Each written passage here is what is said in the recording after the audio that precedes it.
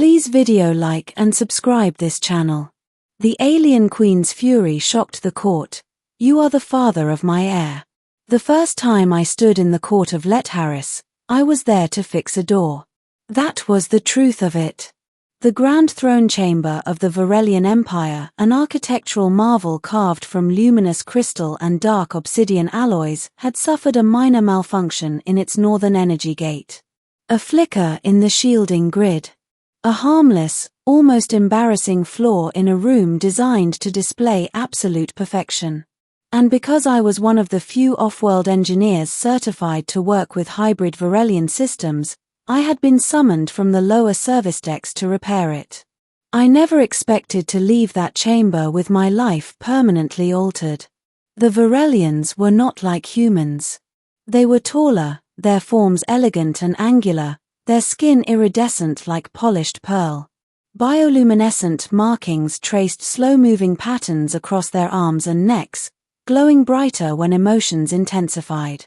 Their eyes were entirely silver, no visible pupils, giving them a gaze that felt both unreadable and penetrating. At the center of them all sat Queen Erin Valais. Her throne rose from the floor like a jagged bloom of crystal, curving around her in a protective arc. A living mantle of shifting light rested on her shoulders, symbol of both sovereignty and biological supremacy. She had ruled for over a century and commanded fleets that spanned half a spiral arm.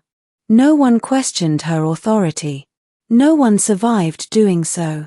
Which is why, when she stood abruptly and pointed directly at me, the court collectively forgot how to breathe. You, she said, her voice echoing through the chamber without amplification. Step forward. My hands were still holding a diagnostic scanner. Your Majesty, I stammered. Gasps rippled through the gathered nobles. You will approach, she repeated. The guards didn't move to restrain me. They didn't need to. The weight of her presence alone forced my legs forward. I had been in war zones before. I had stood near unstable reactors. I had even once floated outside a damaged hull while meteoroids streaked past my visor. None of that compared to the tension in that room. When I reached the base of the throne steps, she descended. And then she said the words that shattered the silence of the court. You are the father of my heir. If sound could fracture, that was the moment it happened. Nobles erupted into overlapping whispers. Some stood in outrage. Others stared at me as though I had just declared war on their empire. I blinked. I'm sorry. Her silver eyes never left mine. The genetic convergence has been confirmed, she said. The child I carry bears your imprint. I nearly dropped my scanner. That's impossible, I said immediately. I haven't. My brain refused to assemble a coherent sentence. A tall, robed advisor stepped forward, his bioluminescent markings flashing bright blue in agitation. Your Majesty, he said sharply, this human has had no documented private audience with you. No sanctioned genetic pairing. No ceremonial bond. Correct, she replied calmly. Then such a claim is not a claim, she interrupted. It is a biological fact. The chamber fell silent again. I swallowed hard. Your Majesty, respectfully. I have absolutely no idea how that could be true. Her gaze softened, not much, but enough that I noticed. That, she said, is precisely why this development requires explanation. 3 weeks earlier, I had been assigned to recalibrate the palace's atmospheric harmonizers, delicate systems that balanced Varelian pheromone emissions within enclosed spaces. Their species communicated subtle emotional states chemically as well as verbally. It had been routine work. Except for one unexpected variable. Erin herself had entered the harmonization chamber during calibration. Royal presence altered the environmental readings dramatically. The harmonizers responded to her unique biosignature, creating feedback loops I hadn't anticipated. I'd worked quickly to stabilize the system, adjusting filters, rerouting microvents, and recalibrating the bioreceptors. I hadn't realized that in doing so, I had triggered something ancient. Varelian reproduction does not require physical coupling in the human sense, the Queen explained now, addressing the court. Our species evolved during eras of extreme environmental instability. Genetic fusion can occur through atmospheric bioexchange under specific hormonal conditions. The advisor paled. You mean? Yes, she said evenly. During the harmonizer recalibration, our biological fields synchronized. Every eye in the chamber shifted to me again. I felt like the galaxy's most confused criminal. I was just adjusting ventilation nodes, I said helplessly. And yet, she replied, our genetic matrices aligned. One of the nobles hissed, this is a scandal. Another muttered, an off-worlder? A maintenance engineer? The Queen's bioluminescent markings flared gold. Silence. The word struck like a physical force. She turned back to me. When I first sensed the anomaly, she said, her voice quieter now, I ordered a private analysis. I expected error. And there was none. I tried to process this logically. So, because I was in the room while the harmonizers were adjusting, our biological signals mixed. Yes. And that's enough to create an heir. For my species, under rare conditions, yes. The court erupted again. Impossible. Unacceptable. A human hybrid cannot inherit the throne. The Queen's fury rose like a storm. You forget yourselves, she said coldly. The heir carries my bloodline. That is sufficient. But the father, the advisor began, is the individual whose biological signature proved compatible with mine, she finished. A compatibility none of you have achieved in a century. That shut them up. The political implications were immediate and volatile. Varelian royalty traditionally produced heirs through carefully orchestrated genetic pairings within noble bloodlines. Compatibility rates were low, and the Queen had not conceived in over 90 years. Whispers about succession instability had circulated quietly through the empire. And now, of all possibilities, the genetic match had come from a human engineer. I did not seek this, I said carefully. I am aware, she replied. Then what happens now? She studied me for a long moment. You will remain within palace protection until the birth. That sounded suspiciously like house arrest. And after that? That depends, she said. On what? On whether you intend to deny your role. I stared at her. I didn't know this was even possible, I said. But I'm not running from it. The advisor frowned. Human, you do not comprehend the gravity of this situation.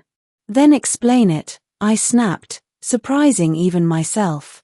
He blinked. The child will be heir to a multi-system empire.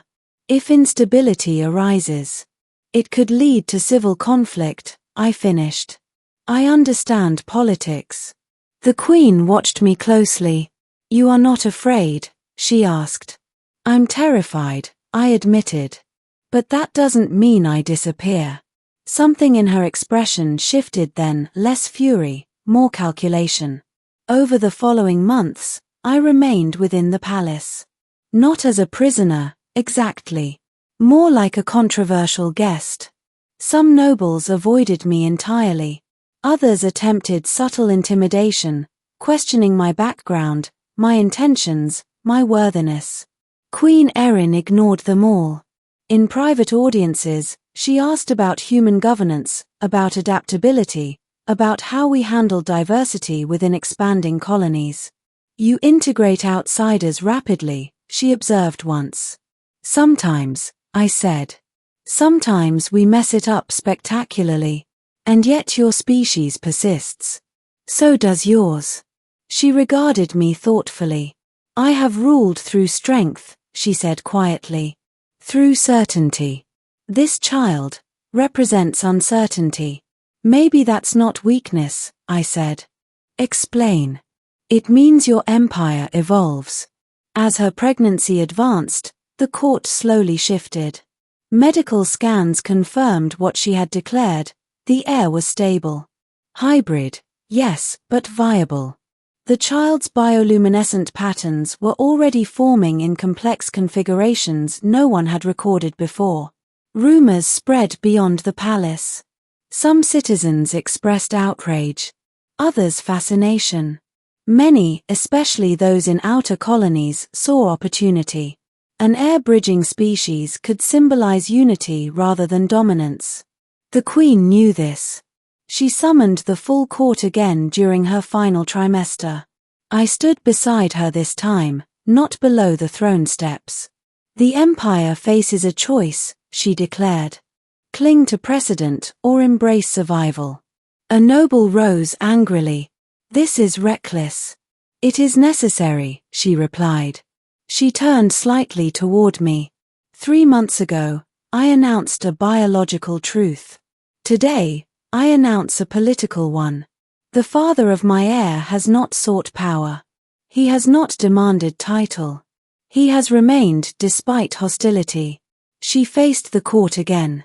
That restraint is precisely why he will share guardianship. Murmurs filled the chamber, but not all were negative now. The birth was unlike anything I had imagined. Varelian gestation concluded in a chamber of harmonic resonance, where light and sound frequencies stabilized the genetic fusion. I stood outside the primary field, heart pounding harder than during any battle I had survived. When the child emerged, small, luminous, silver-eyed, I felt something shift inside me that had nothing to do with politics. The infant's markings flickered gold and blue simultaneously, a symbol of both worlds.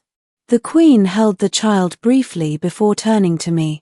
"Observe," she said softly. I stepped closer. The baby's tiny hand curled around my finger. And just like that, fear dissolved into something far stronger. Responsibility. Weeks later, the court reconvened for the official presentation of the heir. There were still dissenters.